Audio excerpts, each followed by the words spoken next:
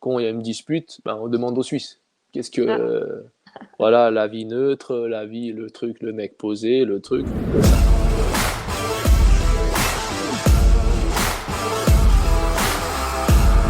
Nicolas Portner, le gardien de Chambéry. Salut Nico. Tu es né en novembre 93 à Lyon, parce que ton papa, qui était un célèbre joueur de handball international yougoslave, jouait à cette époque-là. À Donc, Vénissieux.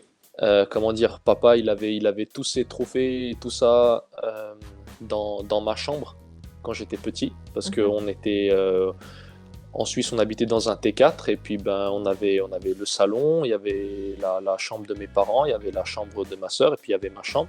Et puis ben vu que j'étais le plus petit, et je suis voilà le plus jeune et j'avais pas trop d'affaires, j'avais pas besoin de trop d'armoire non plus, pas trop de place, donc tous les trophées, toutes les médailles et tout ça c'était dans ma chambre, donc ben moi je jouais carrément quasiment avec. C'est ça, quand on allait jouer dehors avec papa, ben lui il prenait la balle, il tirait, moi je me suis dit bon allez, c'est comme ça que ça avait commencé en fait, c'est que moi je suis allé bon, j'ai dit allez, je vais dans les cages, je vais voir comment ça fait un vrai shoot, un vrai. Puis lui, il envoyait vraiment de vrais shoots parce que lui, il préférait voilà, plutôt mourir que perdre contre son fils. C'était inimaginable.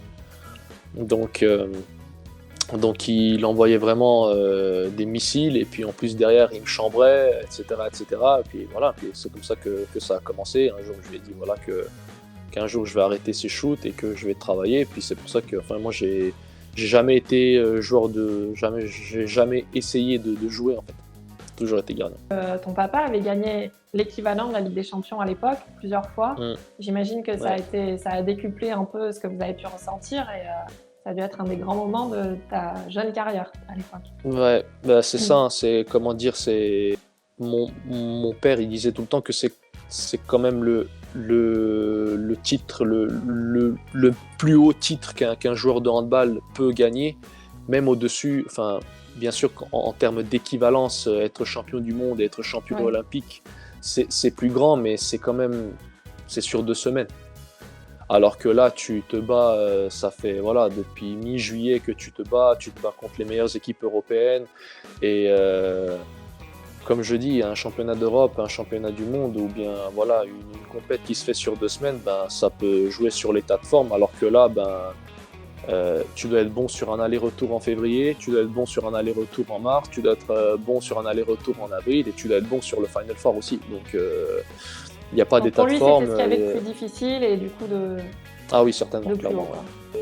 Vitka Ptichnik qui avait dit à l'équipe, moi j'ai jamais joué dans une équipe qui pratique le meilleur handball et qui gagne rien. Et les gars, je suis sûr qu'on va la gagner cette Ligue des Champions. Parce que c'est notre dernier titre et je pense que, enfin, il avait dit pour lui en tant qu'individu, c'était inimaginable qu'une équipe comme ça gagne rien. C'était impossible, qu'il n'avait jamais vécu ça et qu'il n'allait jamais le vivre. Et moi, je me suis dit, ouais, bon, courageux, mais quand même, Paris, Nantes, Vardar, il faut y aller, quoi. Puis c'est surtout une ville qui vibre le handball. Donc c'est quelque chose qui me marque vraiment. C'est des fois, même si à Montpellier, enfin, les gens peuvent te reconnaître dans la rue, mais ici c'est quelque chose. Ça t'arrive Voilà. souvent? Non, mais par exemple, voilà, enfin, même dans la boucherie d'Aix-les-Bains, t'es en train d'aller chercher ce que t'es venu te chercher, et puis là, ben, t'as une personne voilà, qui dit juste allez chamber, quoi. Ouais. Enfin, même sans vraiment peut-être connaître mon nom, mon prénom, voilà, allez chamber, et puis voilà, bonne journée, et puis merci. Et puis c'est quelque chose d'assez agréable. Moi, j'ai un rêve qui est fou. Après, ouais, enfin, fou. Enfin, après, j'ai le droit de rêver. Hein. Moi, quand j'ai dit en Suisse à 20 ans que je voulais faire pro, on m'a dit, ouais, bon, écoute-moi, mon garçon, Ouais. ouais, c'est ça. Tu rêves, mais finis d'abord tes études, trouve-toi une copine, marie-toi, etc. Donc, toi, tu es en train de sortir du système, c'est pas très bien ce que tu es en train de faire.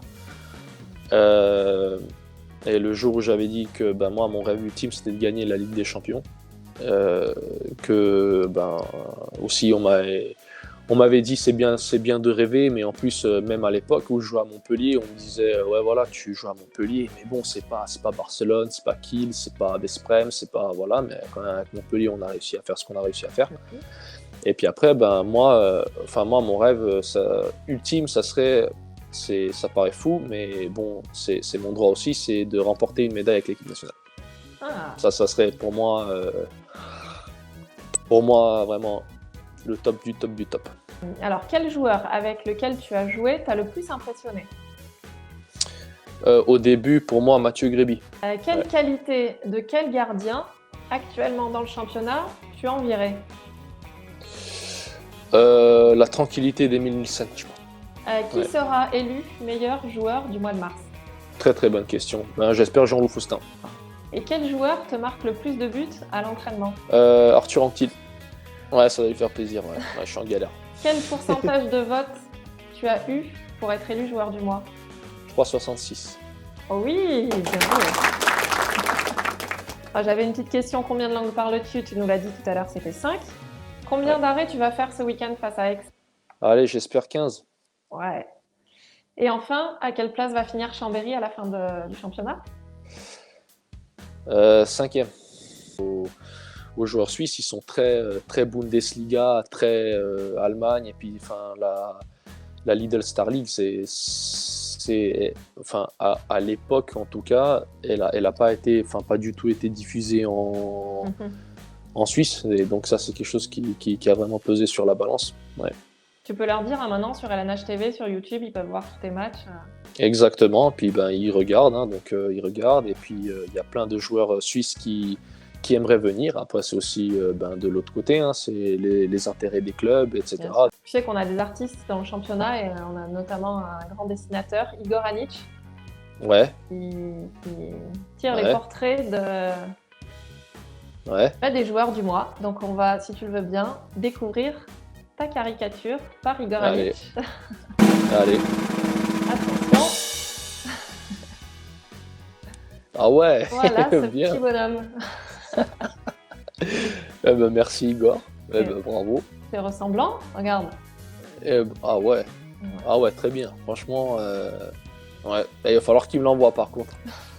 Ah bah, Merci top, Nico, en tout excellent. cas c'était un plaisir de faire ta connaissance. Et on te retrouve donc ce dimanche sur Beansport pour le match face à Aix-en-Provence. Merci à tous, soyez prudents, Merci. portez masqué, prenez soin de vous et à très bientôt.